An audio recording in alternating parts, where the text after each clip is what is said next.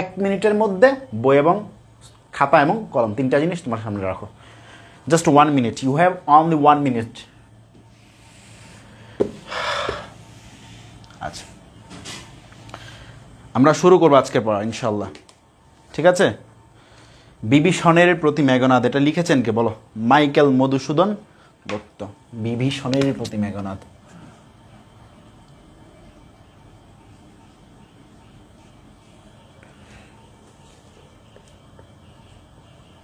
বিভীষণের প্রতি মেঘনাদ লিখেছেন কে? Michael Madhusudan. Michael Madhusudan, Madhusudan Dutta. আচ্ছা, আমরা সবাই জানি বাংলাদেশের বা বিদ্রোহী কবি কাকে বলা হয়, জানো তোমরা এটা? ক্লাসের মান, টিচারের মান, এনাফ আলহামদুলিল্লাহ। ক্লাসের মান আলহামদুলিল্লাহ খুব যথেষ্ট, জাস্ট একটি স্মার্ট বোর্ডের হওয়া। ক্লাসের মান আমরা অন্যান্য প্ল্যাটফর্মের তুলনায় অনেক বেটার আছে আমাদেরটা, এবং টিচারের মান তো তুমি নিজেই কম্পেয়ার করতে পারবে। যাই হোক, ওগুলো বাদ দিচ্ছি, এখন আমরা ক্লাসে ঢুকতেছি। তুমি জাস্ট শেষ পর্যন্ত থাকো, অনেক কিছু শিখতে পারবো আজকে ক্লাস থেকে ইনশাল্লাহ। বিভীষণের প্রতি মেঘনাদ, এটা লিখেছেন মাইকেল মধুসূদন দত্ত। তোমরা কি জানো বাংলাদেশের প্রথম বিদ্রোহী কবি বলা হয় কে? ওনাকে প্রথম বিদ্রোহী কবি, বাংলাদেশের প্রথম বিদ্রোহী কবি বলা হয়, বা অনেকে প্রথম বিদ্রোহী কবি বলা হয়। আমরা জানি বিদ্রোহী কবি হচ্ছে যার উপর টেক, সেটা হচ্ছে আমাদের Kazi Nazrul. He is legendary মানুষ, কিন্তু আমাদের মাইকেল মধুসূদন দত্তকে কিন্তু প্রথম বিদ্রোহী কবি বলা হয়। আচ্ছা, যাই হোক, তো তিনি এই যে তোমার যে কবিতাটা এখানে লিখেছেন, এই কবিতাটা আসলে কোথায় থেকে আনছেন সেটা হচ্ছে মেন কথা। আর বাংলা সাহিত্যের প্রথম যে মহাকাব্যটা আছে, তিনি আরেকটা কাজ করেছেন, বাংলা সাহিত্যের প্রথম মহাকাব্য, বাংলা সাহিত্যের, এগুলো একটু নোট করো, প্রথম মহাকাব্য কি নাম বলো তো? বাংলা সাহিত্যের প্রথম, আচ্ছা লেখা কি দেখা যায়? আশা করি দেখা যাবে। হ্যাঁ,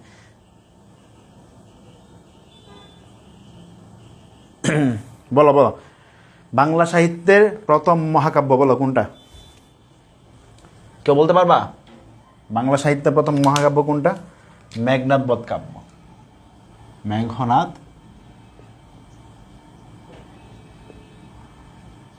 বধ কাব্য। আচ্ছা, এই কাব্যের টোটাল স্বর্গ আছে 9টা, বা টোটাল পার্ট আছে 9টা, মোট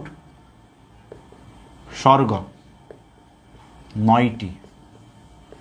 এই 9টা স্বর্গের মধ্যে তোমাদের যে বিভীষণের প্রতি মেঘনাদ, এটা কোথায় থেকে আনছে? এটা 6ষ্ঠ স্বর্গ থেকে নেওয়া হয়েছে। এটা কোথায় থেকে নেওয়া হয়েছে? 6ষ্ঠ স্বর্গের বধ থেকে, বধ, 6ষ্ঠ স্বর্গের বধ থেকে নেওয়া হয়েছে। অর্থাৎ এটা আমাদের বিভীষণের প্রতি মেঘনাদ যেটা, এটা 6ষ্ঠ স্বর্গের বধ অংশটা, ঠিক আছে? 6ষ্ঠ স্বর্গের বধ অংশ। আমি আরেকটু ক্লিয়ার হওয়ার সামনে, 6ষ্ঠ স্বর্গের বধ অংশ। আচ্ছা, তো এই বধ অংশটা কি? স্টার্ট, আমাদের কবিতার স্টার্টিংটা, অর্থাৎ এতক্ষণে অরিন্দম কহিল বিষাদে, এটা হচ্ছে আমাদের কবিতার স্টার্ট। আর এই যে মহাকাব্য মেঘনাদ বধ কাব্য, এটা কোথায় থেকে নিয়ে আসছে জানো? এটা হচ্ছে রামায়ণ কাহিনী। রামায়ণ, হিন্দুদের একটা রামায়ণ, একটা ইয়ে আছে, ঘটনা বা একটা বই আছে ওদের, রামায়ণ। এই রামায়ণ কাহিনী থেকে এটা নেওয়া হয়েছে। এখন হিন্দুদের এগুলো তো আমাদের আসলে জানা নাই, স্বাভাবিক। আমরা হিন্দুদের এটা আমরা কেন জানবো? এটা আমরা জানি না। আজকের ক্লাসে আমরা আজকে এই জিনিসটাই ভালো করে জানবো ইনশাল্লাহ। তো এই জিনিসটা জানতে পারলে হোপফুলি তোমরা এই কবিতার মূল মর্মার্থটা জেনে যাবা বা জানবা। যাই হোক, আমরা আগে এখন জানবো কি রামায়ণের কাহিনী। রামায়ণের মধ্যে আমরা এখানে কয়েকটা চরিত্র দেখছি না? যেমন আমরা এখানে দেখলাম তোমার মেঘনাদ, বিভীষণ। বিভীষণ হচ্ছে চাচা, মেঘনাদের চাচা হচ্ছে বিভীষণ। তো এক একটা চরিত্র দেখতেছি না? এখানে মেঘনাদ এবং বিভীষণকে রামায়ণের মধ্যে কিন্তু হিরো বানানো চেষ্টা করা হয়েছে। কিন্তু এই যে কবিতার মধ্যে আমরা আসলে দেখি কি, এখানে হিরো বানানো হয়েছে কাকে? রাম এবং লক্ষ্মণকে, ঠিক আছে? সেটা আমরা সামনে গেলেই পাবো। তো রামায়ণের যে ঘটনা সেটা আমরা একটু এখন বিশ্লেষণ করব। একটা রাজ্য ছিল, যে রাজ্যের নাম ছিল অযোধ্যা। রাজ্যটার নামটা কি একটু ভালোভাবে খেয়াল করবো, অযোধ্যা। অযোধ্যা। অযোধ্যা নামে একটা রাজ্য ছিল। এই রাজ্যের একজন রাজা ছিল, যেই রাজার তোমার আচ্ছা অযোধ্যা বানানটা এক্স্যাক্টলি এরকম হতে পারে। হ্যাঁ, অযোধ্যা রাজ্যে একজন রাজা ছিল, যেই রাজার নাম ছিল কি দশরথ। পুরো ঘটনাটা যদি ভালোভাবে বুঝো তোমরা এটা পারবা। এই দশরথের 3টা স্ত্রী ছিল। একটা হচ্ছে কৈকেয়ী, কৌশল্য এবং সুমিত্রা। কৌশল্য, 3টা রানী ছিল, কৌশল্য, রানী কৈকেয়ী এবং সুমিত্রা। এরা হচ্ছে কি এই রাজার 3জন ওয়াইফ। এখন এই যে রাজার 3জন ওয়াইফ, 3জন ওয়াইফের মধ্যে কারো সন্তান হয় না। এখন সন্তান হয় না কি করবে? একসময় তারা একটা নিয়ে আসে, পায়েস। একজন যেমন ধরো কোনো আমরা বলি না যে উনি পানি পড়া দিছে, ওয়ান কাইন্ড অফ, তিনিও একটা পায়েস নিয়ে আসেন। যে পায়েস যে খাবে সেই কী হবে, গর্ভবতী হবে এবং তার ঘরে সন্তান হবে। তো এখন পায়েস আনার পর ও খাইছে, ও ডাবল খাইছে, অর্থাৎ সুমিত্রা 2বার খেয়ে ফেলছে। ঠিক আছে, তো তখন কৌশল্যর ঘরে একজন সন্তান হইল, কৈকেয়ীর ঘরে একজন সন্তান হইল এবং সুমিত্রার ঘরে সন্তান হইল 2জন। সে ডাবল খাইছিল। একটা কথা আগে বলে দিচ্ছি, এগুলা তুমি বিশ্বাস করবা না, জাস্ট এটা যেহেতু একটা গল্পের মতো, তোমরা গল্পের মতো মনে রাখবে, এটা ভুলেও বিশ্বাস করা যাবে না, তাহলে কিন্তু ইমান থাকবে না। ঠিক আছে, আচ্ছা। তো এখন কৌশল্যর ঘরে যেই সন্তানটা হয়েছিল তার নাম হচ্ছে রাম, এবং তিনি হচ্ছেন কি বড়। ঠিক আছে, আর কৈকেয়ী হচ্ছে মেজু, আর সুমিত্র হচ্ছে সবার ছোট। কৌশল্য কি, কৌশল্য হচ্ছে সবচাইতে বড়, প্রথম স্ত্রী। দ্বিতীয় স্ত্রী হচ্ছে কৈকেয়ী, সুমিত্র হচ্ছে সবার ছোট। আর কৈকেয়ীর ঘরে যে ছিল সে হচ্ছে কি ভরত, সে কি ভরত। আর সুমিত্রার ঘরে 2জন ছিল, একটা হচ্ছে লক্ষণ, একটা হচ্ছে শত্রুঘ্ন। একটার নাম হচ্ছে লক্ষণ আর একটা হচ্ছে কি শত্রুঘ্ন। এটা একটু নোট করো তোমরা। আচ্ছা, তো এখন গেল এই যে দশরথ, এই যে বংশটা, এই বংশটার ছিল হচ্ছে রঘু বংশ। দশরথটা কি ছিল? রঘু বংশ, রঘু বংশ। এবং রঘু বংশের শ্রেষ্ঠ যে যোদ্ধা, সেই বা শ্রেষ্ঠ যে সন্তান, সেই সন্তানকে বলা হয়, শ্রেষ্ঠ সন্তানকে বলা হয় হচ্ছে রাঘব। শ্রেষ্ঠ সন্তানকে বলা হয় রাঘব। কবিতার মধ্যে তোমরা রাঘবটা পাবা, এবং রাঘব হচ্ছে এখানে রাম। শ্রেষ্ঠ সন্তানকে রাম, এবং কবিতার মধ্যে রাঘব বলতে যারে বোঝাবে সে হচ্ছে রাম। আচ্ছা, তো এখন কোন একটা সময় আমরা নর্মালি জানি কি যে যে বড় ছেলে বা যে বড় রানী তার সন্তানই কি হবে, রাজা হবে। এটাই তো নিয়ম ছিল, তাই না? আচ্ছা, তো এখন কথা হচ্ছে এই যে কৈকেয়ী, সুমিত্রা এবং কৌশল্য, এদের মধ্যে রাজা ওনাকে একটু বেশি ভালোবাসতেন। কেন? কৈকেয়ী একটা রাজার এক সময় অনেক বেশি অসুস্থ হয়ে পড়ছিল, রাজাকে সেবা করে, সে যত্ন করে রাজাকে সেই অবস্থা থেকে তুলে আনে বা সুস্থ করে তুলে। তখন রাজা তাকে একটা কথা বলেছিলেন যে তুমি তো আমার কাছে কিছু চাও নাই, তুমি যদি কখনো কোনো কিছু চাও তাহলে আমি তোমাকে সেটা দিব। তো এখন ইনস্ট্যান্ট সে কোনো কিছু চাই নাই। পরে এই যে প্রত্যেক জায়গায় তো কুটনি বুড়ি থাকে, কূটনীতিবিত্ততে কিছু থাকে, তো এক কুটনি বুড়িয়ে তার বুদ্ধিটা দিছে। কি দিছে? যে দেখো, যদি তোমার মানে রাম তো নর্মালি সিরিয়াল অনুযায়ী রাম হবে কি তোমার রাজা, রাম যদি রাজা হয় তাহলে কি রাজমাতা হচ্ছে কৌশল্য। কিন্তু তুমি যদি তোমার কৈকেয়ীকে যদি তুমি রাজা বানাইতে পারো তাহলে তুমি রাজমাতা মানে অনেক দাম তোমার। তো সে কি করলো, কৈকেয়ী কি করলো, দশরথকে বললো একদিন যে আমি তো তোমার কাছে কিছু চাই না, এখন আমি একটা জিনিস চাই। সেটা কি চাও? সে বলতেছে আমি চাচ্ছি আমার যে সন্তান ভরত, তুমি ভরতকে কি করো, তুমি ভরতকে রাজার আসনে বসাবে, অর্থাৎ তোমার পরে ভরতকে সে রাজার আসনে বসাবে। তখন বললো এটা তো সম্ভব না, কারণ রামকে হিসাবে এটা কে পাবে, রাম পাবে। তা এখন যেহেতু এই যে ঘটনাটা ঘটতেছে বা মানে ভরতকে তারা মানে রাজা দশরথ দিতে চাচ্ছে না, তখন আরেকটা ফোন দিয়ে আটলো। কি ধরনের ফোন দি? সে চাইলো কি, এই যে কুটনি বুড়ির সাথে কথা বলে কৈকেয়ী চাইতেছে কি জানো কি, রামকে বনবাসে পাঠাতে। আগের দিনের বনবাসের একটা নিয়ম ছিল, যদি কারো কোনো একটি ঝামেলা থাকতো তারে বনবাসায় পাঠাই দিত। এখন সে আবদার করে বসছে কাকে, দশরথকে।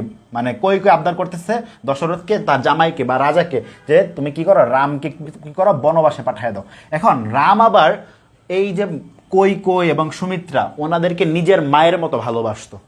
এখন রাম বলতেছে কি, যেহেতু আমার মা বলতেছে আমি যদি বনবাসে চলে যাই, উনি এটা যেহেতু চাচ্ছেন তাহলে আমি চলে যাব। সো তখন রাম চিন্তা করলো কি, ঠিক আছে আমার মা যেহেতু বলছে, ওর নিজের মা কিন্তু কৌশল্য, কিন্তু তারা যে সৎ মা ছিল, সৎ মাকেও তার নিজের মায়ের মতো মনে করতো। তখন সে কি চিন্তা করলো, ঠিক আছে আমি কোথায় যাব, আমি বনবাসে চলে যাব। এখন রামের একটা স্ত্রী ছিল, স্ত্রীর নাম হচ্ছে সীতা। স্ত্রীর নাম কি? সীতা। রামের স্ত্রীর নাম ছিল সীতা।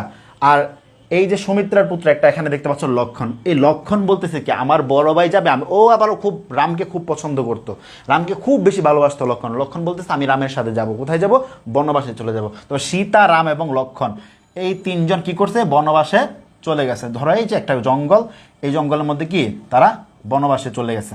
ঠিক আছে, আমার কথা কি তোমরা বুঝতেছো? ঘটনাটা কি বুঝতেছো? একটু জানাও তো আমাকে।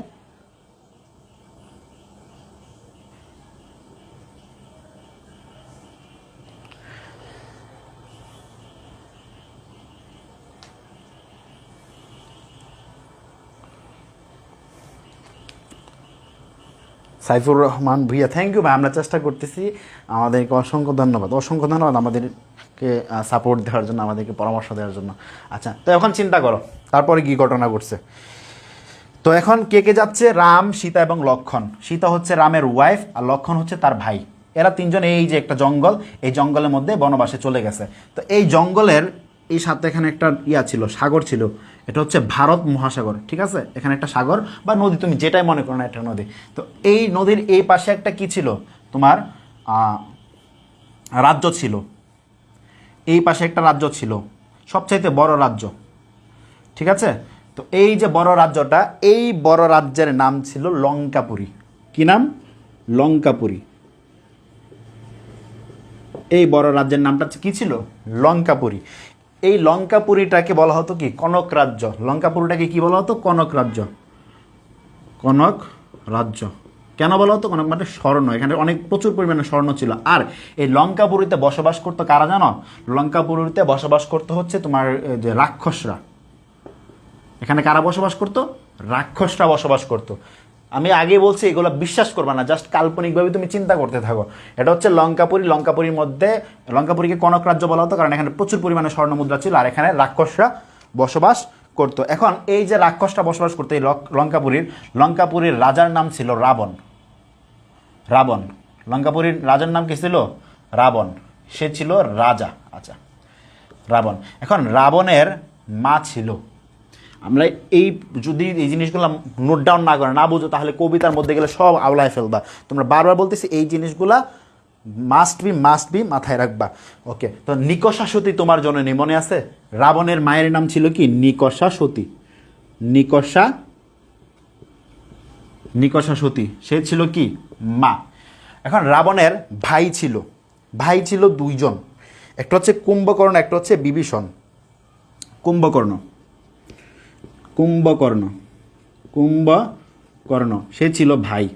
আচ্ছা আচ্ছা, তোমরা কি কখনো ইন্ডিয়ান যে এসব মানে মহাভারত টাইপের জিনিস দেখছো? কখনো কোনো যুদ্ধ দেখছো? এখানে বড় একটা মানুষ থাকে দেখবা, আমি একবার দেখছিলাম ছোটবেলা, বিশাল এক মানুষ, তার কাছে বিল্ডিংগুলা সে এভাবে ধরে, বিল্ডিংগুলাকে এভাবে ধরে ফেলে। বুঝতে পারছো? বিল্ডিংগুলোকে সে এভাবে 2 আঙ্গুল দিয়ে ধরে ফেলে, সে অনেক বড় মানুষ।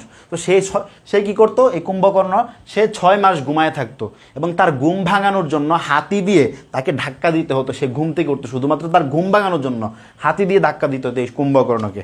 ঠিক আছে, তো দেখতে অনেক বড়। যেমন ধরো এই যে এটা হচ্ছে কি একটা রাজ্য, আর আমি হচ্ছে কি এই কুম্ভকর্ণ। আমার কাছে এই রাজ্যটা এত ছোট লাগতেছে বা একটা মানুষ এত ছোট লাগতেছে যারা আমি এভাবে ধরতে পারতেছি, এরকম বিশাল বড়।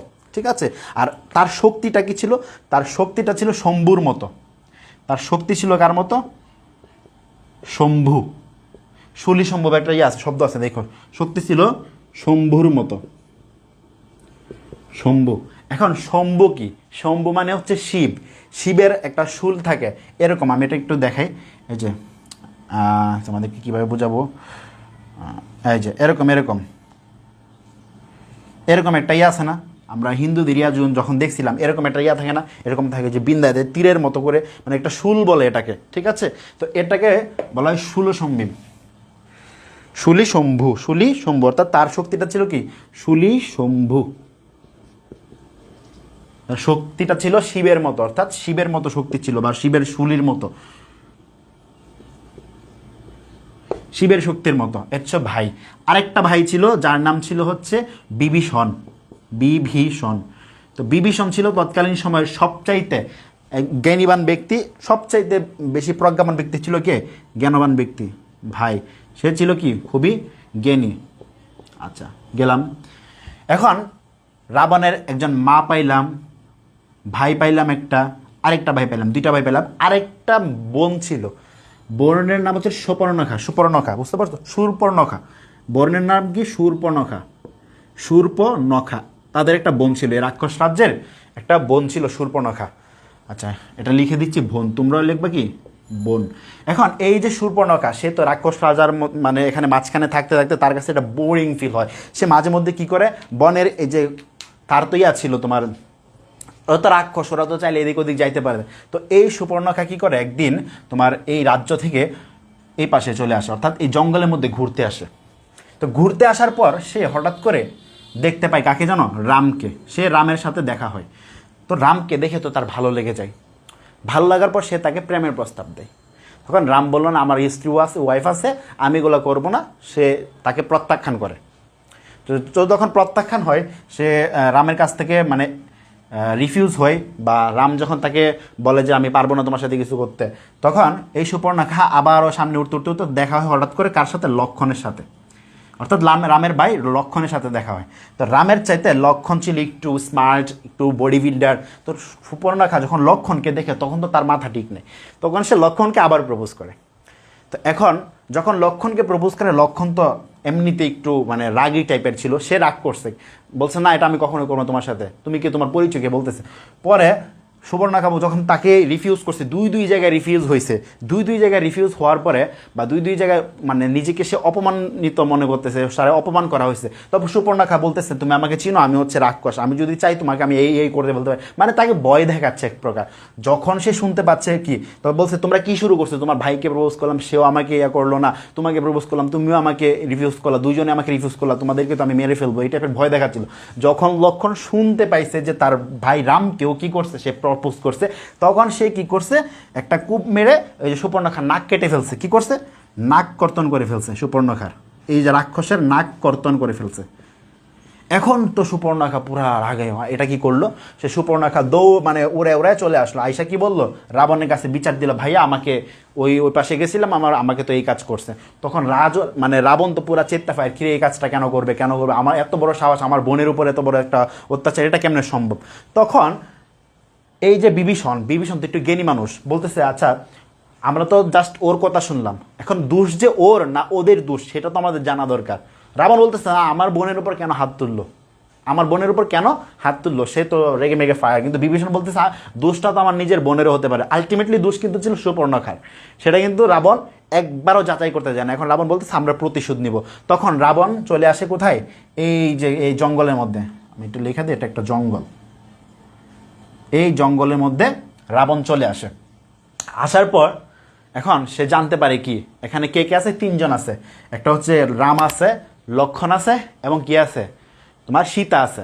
এখন রাম চিন্তা করছে কি, বাংলা সিনেমার মতো একটু যদি বলি যে মানে ওরে পাইছে না, ওর বোনেরে তুলে নিবে বা বউরে তুলে নিয়ে যাবে, এরকম অবস্থা। তো রামও চিন্তা করছে কি ওদেরকে না নিয়ে সে সীতাকে অপহরণ করবে, সীতাকে এসে তুলে নিয়ে যাবে, এই ধরনের একটা চিন্তা ভাবনা করছে। তখন সে কি করে, রাবণ সে যেহেতু রাক্ষস, সে চাইলেই কি অনেক ধরনের কি করতে পারে, তোমার চরিত্র নিজের মধ্যে নিয়ে আসতে পারে। সে হঠাৎ করে একটা গোল্ডেন কালার একটা হরিণ হয়ে গেছে। কি হয়েছে? হরিণ। সে একটা হরিণ সাজছে, এই হরিণটা ছিল গোল্ডেন কালার, গোল্ডেন। তো এই হরিণটা দেখে সীতার খুব ভাল লাগছে। সীতা বলতেছে এটাকে না মেরে তুমি কি করো, এটাকে ধরে নিয়ে আসো, আমি এটার সাথে খেলা করব। তখন রাম যখন এই যে গোল্ডেন কালার হরিণটাকে ধরতে যায়, তখন হরিণকে সে তীর মানে ধরতে গেলে কি হয়, হরিণটা এত দ্রুত বেগে এখান থেকে ওখানে যাচ্ছে, সেটা ধরতেই পারতেছে না। তখন তো তার সন্দেহ হলো হরিণে তো তাড়াতাড়ি কীভাবে ইয়া করে। তখন সে কি করতেছে, তীর মারা শুরু করে। যখন একটা তীর মারে, হরিণ এপাশ থেকে ওই পাশ চলে যায়, এপাশ থেকে ওপাশ চলে যায়, কিন্তু হরিণের গায়ে তো আর তীর লাগতেছে না। তো হুট করে একটা তীর গিয়ে লাগছে হরিণের পায়ে, তখন হরিণ পড়ে গেছে। তো এখন সে খুব জোরে চিল্লাচ্ছে, কিন্তু চিল্লাচ্ছে কীভাবে, সে এই হরিণটা চিল্লাচ্ছে হচ্ছে রামের কণ্ঠে বা রামের বয়সে সে চিল্লাচ্ছে যে রাম খুব বিপদে আছে। তখন এটা আবার ওই যে সীতার কানে আসছে। সীতা বলতেছে লক্ষণ তোমার ভাই মনে হয় কোনো বিপদে পড়ছে, তুমি যাও। তো এখন লক্ষণ বলতেছে না, আমি তো তোমাকে একা রেখে যেতে পারি না, কারণ যে কোনো সময় তোমার উপর অশুভ কোনো কিছু আইসা অ্যাটাক করতে পারে। তখন লক্ষণ বলল, না তোমার ভাই হয়তো বিপদে পড়ছে, আমি স্পষ্ট শুনতে পাচ্ছি, তার গলার সাউন্ড আমি শুনতে পাচ্ছি। তখন রক্ষণ কি করছে, এই যে এটা ছিল তোমার সীতা, তো সীতাকে কি করে আমি একটু দেখাই। আমরা জানি না অনেক সময় গড় বাঁধে হিন্দুদের মতো, সে কি করছে একটা বাউন্ডারি দিয়ে গেছে, এরকমভাবে একটা বাউন্ডারি দিয়ে গেছে, সে গড়ের এক পাশ দিয়ে মানে পুরো সাইড চারদিক দিয়ে একটা বাউন্ডারি দিয়ে গেছে। বাউন্ডারি দিয়ে কি জানিয়া করে গেছে হিন্দুদের মধ্যে, যে এটার ভিতর কোনো অশুভ শক্তি কি করতে পারবে না, প্রবেশ করতে পারবে না। তো এখন এই যে হরিণটা পরবর্তীতে কি হয়েছে, আমরা জানি ঋষি, বুঝো ঋষি, লাইকেস যদি বলি যে হিন্দুদের যে ইয়া থাকে না, হিন্দুদের ওই যে পুরোহিত টাইপের যারা তোমার মানে যাদেরকে অনেক বেশি সম্মান করে, ঋষি হচ্ছে মানে যেমন ভাগ্য গণনা টননা টাইপ করে আর কি, একটু যারা মুরব্বী টাইপের ঋষি, তো সে ঋষি সাজছে, কি সাজছে, ঋষি মুরব্বী টাইপের ঋষি সাজছে। হ্যাঁ, তো ঋষি সেজে সে এদিকে আসছে, আয়সা বলতেছে মা আমাকে একটু পানি দাও, ফল দাও, আমি খুব ক্ষুধার্ত, আমার পানি লাগবে। তখন সীতা তো দেখলো এই ঋষি আসছে মানে কি, তারে তো একটু সেবা যত্ন করতে পারলে অনেক কিছু মানে ফায়দা অর্জন, তারা একটা পুণ্যের কাজ মনে করতো, তারা একটা খুব ভালো কাজ মনে করতো। তখন সীতা বললো ঠিক আছে বাবা আপনি দাঁড়ান, সে মা করে ডাকতেছে, মা আমাকে এটা দাও। তখন বলছে বাবা ঠিক আছে আপনি আসেন, ভিতরে আসেন, আপনি এসে নিয়ে যান। তখন সে বলতেছে না আমি মানে আসতে পারবো না, তুমি একটু এসে দিয়ে যাও। তখন সীতার সন্দেহ হয় যে এটা কি আসলে মানুষ নাকি কোনো অশুভ শক্তি, তো সে তো আসতে রাজি না। তখন সীতা বলতেছে না আমিও পারবো না তাহলে। তখন ঋষি কি করে, সে বদদোয়া দেয়, সে বদদোয়াটা এভাবেই দিতেছে যে তুই যদি আমাকে এখন এটা না দেস, আমি তোর নামে বদদোয়া দিব, তোর স্বামীর নামে বদদোয়া দিব। যখন সীতাকে এই কথা বলছে যে স্বামীর নামে বদদোয়া দিবে, তখন সীতা তো মন গইলা গেছে, মা এখন তো ভয় পেয়ে গেছে যদি আমার স্বামীর কিছু হয়ে যায়। তখন সে এই সীতা পানিটা নিয়ে যখন ঋষির কাছে আসে, ঋষি তার হাত ধরে টান দিয়ে এটা থেকে বের করে নেয়, অর্থাৎ সার্কেলটা থেকে বের করে নিয়ে যায়, অশুভ শক্তি যেখানে প্রবেশ করতে পারবে না। পরে সীতাকে নিয়ে সে চলে আসে কোথায়, এই লঙ্কাপুরীতে চলে আসে জঙ্গল থেকে। রাম এসে মানে তারপর রাম লক্ষণ এসে তো খুঁজতেছে সীতাকে তো আর খুঁজে পাওয়া যাচ্ছে না এখন কোথায়। তখনই কি হয়, জানতে পারছে যে কি ওরা তুলে নিয়ে গেছে। তখন যুদ্ধ ঘোষণা হয়, এই অযোধ্যা রাজ্য এবং এই রাক্ষস রাজ্য লঙ্কাপুরীর মধ্যে যুদ্ধ ঘোষণা হয়ে যায়। ঠিক আছে, এতটুকু ক্লিয়ার কিনা বলো, এতটুকু ক্লিয়ার কিনা? আমরা তাহলে সামনে আগাবো, আমরা প্রায় কাছাকাছি পর্যায়ে আছি। বিশাল বিশাল বিশাল যুদ্ধ ঘোষণা হয়েছে, এতটুকু ক্লিয়ার কিনা?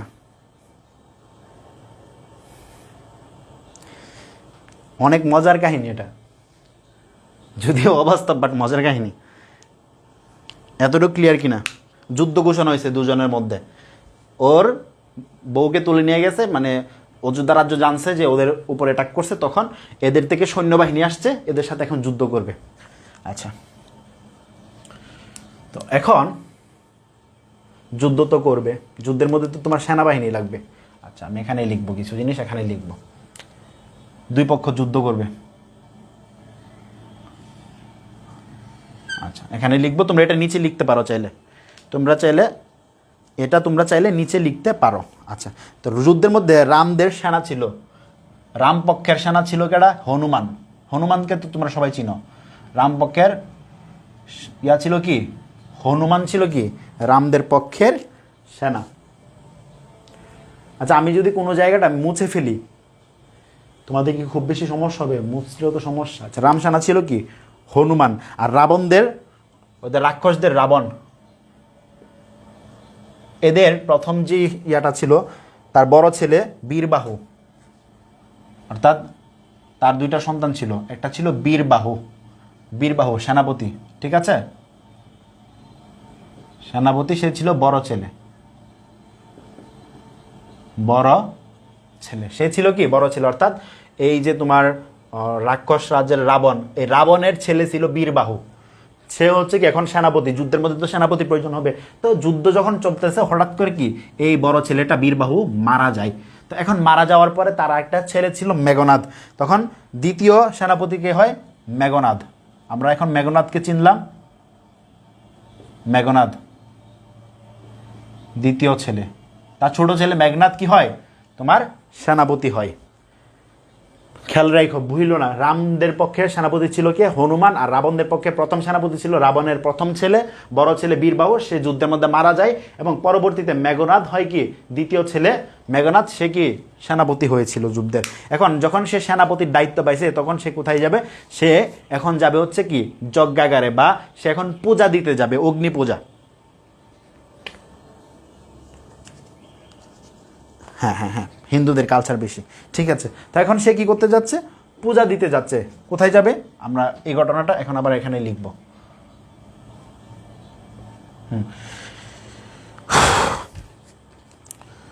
আচ্ছা,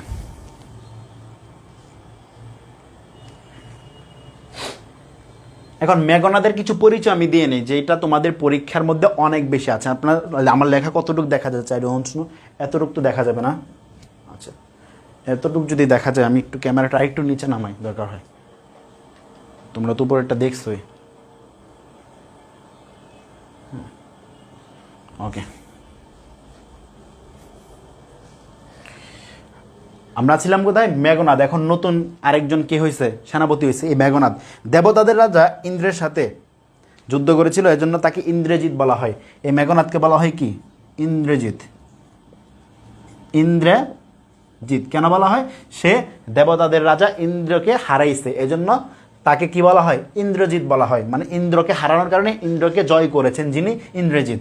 তারপর এই ইন্দ্রের আরেকটা নাম ছিল বাসব। কি নাম ছিল? বাসব। তো যেহেতু তোমার বাসবকে বা ইন্দ্রকে হারাইছে, এজন্য তাকে বলা হতো বাসব ত্রাস। কি বলা হতো? বাসব ত্রাস। ত্রাস মানে কি? শেষ করে দেওয়া। তারপর হচ্ছে কি আরেকটা অরিন্দম। তোমরা কি জানো অরিন্দম মানে? এতক্ষণ অরিন্দম কহিল বিষাদে, অরিন্দম মানে কি বলো তো? কেউ জানো এটা? অরিন্দম বলো। ওরি ওরি ওরি মানে হচ্ছে শত্রু। শত্রুকে এক হস্তে দমন করেন যিনি, সে হচ্ছে কি অরিন্দম। অর্থাৎ এক হাতে শত্রুকে দমন করেন যিনি, সে হচ্ছে কি অরিন্দম। আচ্ছা, তারপর কি রাবণী। রাবণী, রাবণী, এই চারটা নামই কার? চারটাই মেঘনাদ। আমি আরেকবার একটু ক্লিয়ার করে দিচ্ছি, এটা পরীক্ষার মধ্যে মানে এটা এটা এটা এটা এটা লাগবেই, মাস্ট। তোমার বোঝানোর জন্য এটা খুব বেশি প্রয়োজন হবে। আরেকটু তোমাকে এখানে ক্লিয়ার করি। ইন্দ্রকে জয় করেছেন যিনি, মেঘনাদের পরিচয় দিচ্ছে এখন যে মেঘনাদ কে। সে মানে ইন্দ্র কি দেবতাদের রাজা, দেবতাদের রাজা হচ্ছে ইন্দ্র। সে ইন্দ্রকেও হারায় ফেলছে, তার মানে সে ইন্দ্রজিৎ। তারপর ইন্দ্রের আরেকটা নাম ছিল বাসব। তো বাসবকে হারানোর কারণে বা ইন্দ্রকে হারানোর কারণে তাকে বলা হয়েছে ত্রাস, বাসব ত্রাস। এবং অরিন্দম, সে এক হস্তে সব শত্রু দমন করে ফেলে, এজন্য তাকে বলা হয় অরিন্দম। এবং রাবণী, এই যে ইকার, ইকার রাবণ ছিল না, রাবণের সাথে যখন ইকার দিছে তখন হয়ে গেছে কি ওর ছেলে রাবণী। রাবণী মানে কি? আমরা মেঘনাদকে বুঝবো। এখানে রাবণী মানে কি? বারণী হয়ে গেছে এখানে, রাবণী।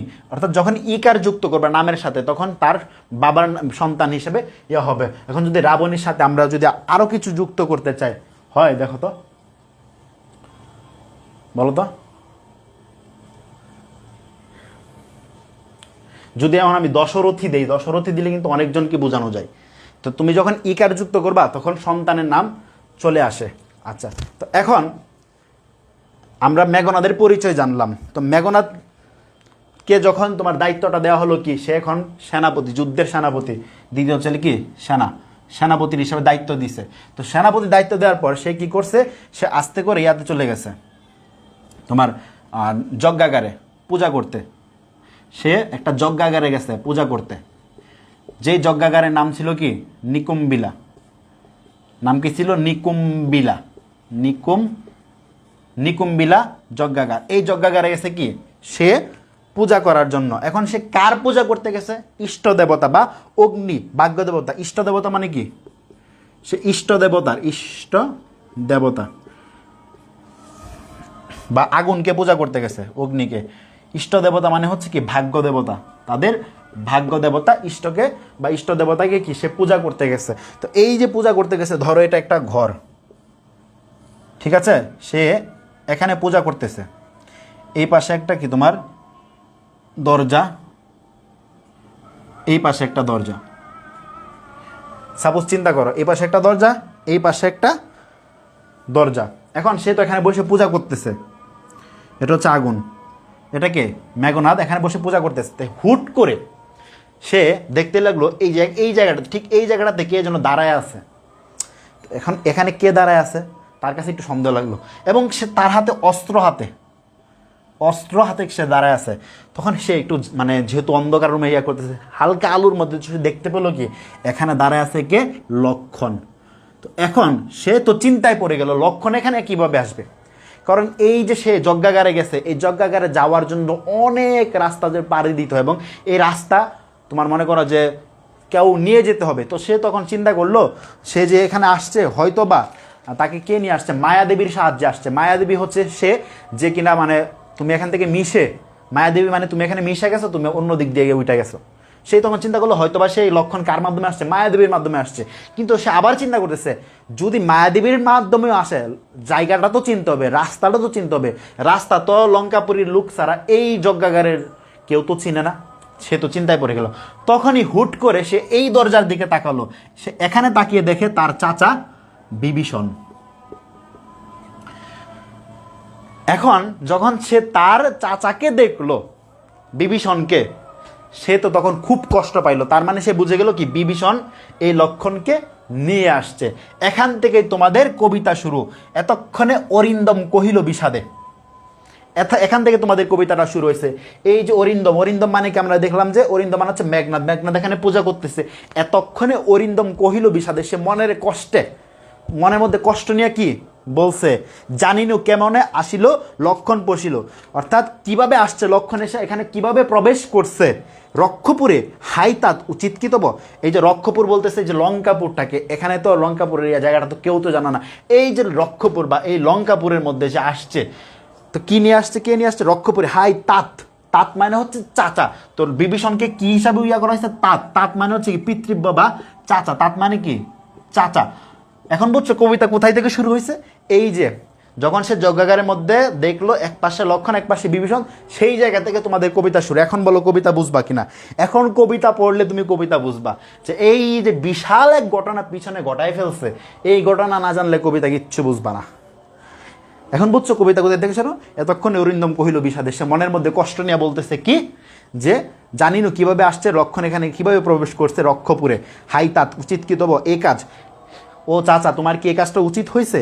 নিকষা সতী তোমার জননী, সে তার পরিচয় দিচ্ছে নিকষা সতী। এই যে নিকষা, এটা হচ্ছে তোমার মা।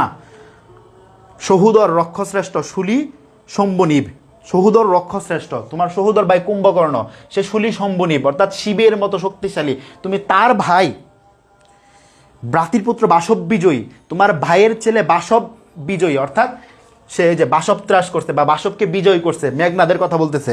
তুমি তার ভাই, নিজ গৃহপথ তা দেখাও তস করে। তুমি নিজের গৃহপথে নিজের লাইনটাকে তুমি দেখাইছো কাকে, তুমি তোমার শত্রুকে তুমি দেখাই দিছো তোমার এই লাইন। তুমি কাদের ভাই, তুমি আমার চাচা, তুমি তোমার ভাই হচ্ছে শুলি সম্বনীব, তোমার মা হচ্ছে নিকষা সতী, তুমি এই কাজ কিভাবে করলা। এখন বুঝছো কিনা বলো, এখন বুঝছো কিনা কবিতাটা। আমি কবিতা আজকে পড়াবো না, আমি কবিতার মেন থিমটা তোমাদেরকে পড়াই দিব। কবিতা আজকে পড়াইলে সময় লাগবে অনেক, অনেক বড় কবিতা। তো আমি আরও মেন থিম বলে দিব, মূল ঘটনাটা আরেকটু আমি বর্ণনা করে দিব।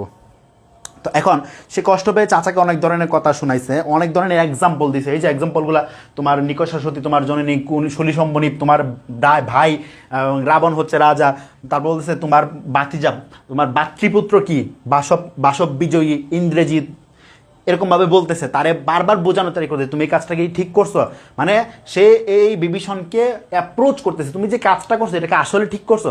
তখন বিভীষণ বলছে কি যে সে আসলে কাজটা ঠিক করছে। কেন, এই যে বলতেছে কেন, এই যে তোমরা যে কাজটা করছো, তোমরা যে ওই যে সীতাকে তুলে আনছো, এই কাজটা কি ঠিক হয়েছে, এটা কাজটা তো তোমরা ঠিক করো নাই। তোমরা ঠিক না করে নিজের দেশের জনগণকে কি করছো, অশান্তিতে রাখছো, একটা যুদ্ধ লাগাই দিছো। তো তোমরা, আমি দেশে শান্তি চাই, এজন্য আমি তাকে এখানে নিয়ে আসছি।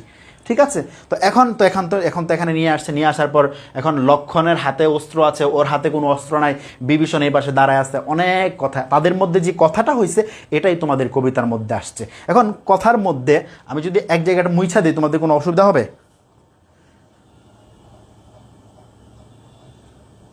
হ্যাঁ, এত কাহিনীর পরে কবিতাটা শুরু হয়েছে। আচ্ছা, আমি তোমাদের এই জঙ্গলটা একটু মুছে দিচ্ছি, কিছু মনে করবে না, এই জঙ্গলটা একটু মুছে দিচ্ছি।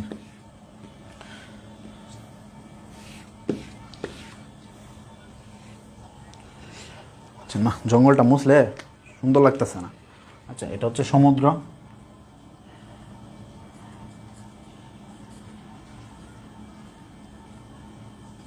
আচ্ছা, এটা জঙ্গল ছিল আর কি।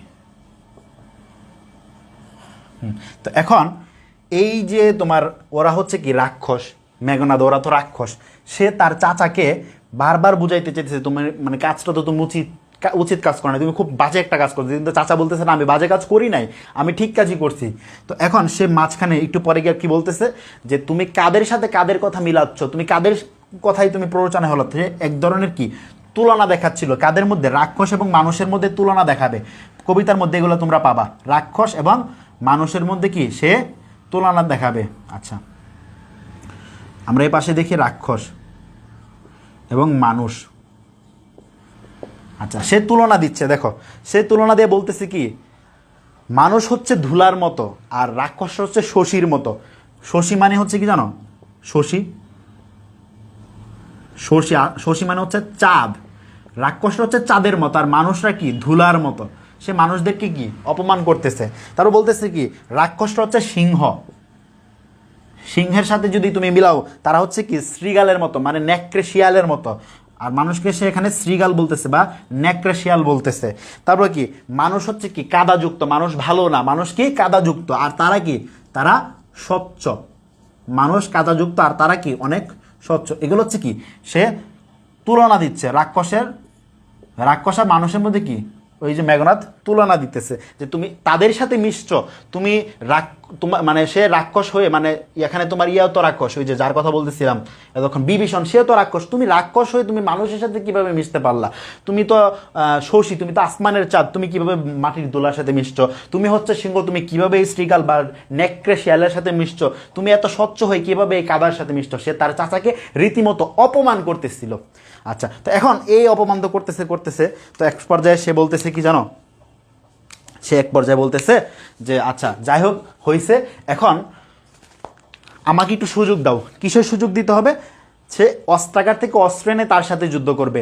এখন যদি কেউ শুনে, আমাদের রাক্ষস রাজ্যার মধ্যে যদি কোনো বাচ্চাও শুনে যে লক্ষণের হাতে অস্ত্র আছে, আমার হাতে অস্ত্র নাই, আমি অস্ত্রহীনভাবে তার সাথে লাগবো, তাহলে বাচ্চারাও তো হাসাহাসি করবে। তো তোমরা আমাকে অস্ত্র আনতে সুযোগ দাও, আমি অস্ত্র নিয়ে আসবো। সে চিৎকার করে বিভীষণকে কি করে অপমান করতে থাকে, সে বারবার চিৎকার করে বিভীষণকে অপমান করতে থাকে। কারণ সেটা এখানে কি ধরনের অপমান, যে তুমি নিচু মানুষের সাথে মিশছো। পুরো কবিতার মধ্যে তোমরা এটাই পাবা যে সে লক্ষণকে বিভীষণকে বারবার অপমান করতেছে। ঠিক আছে, তো আমাদের কবিতার মূল থিমটা এটাই ছিল। এখন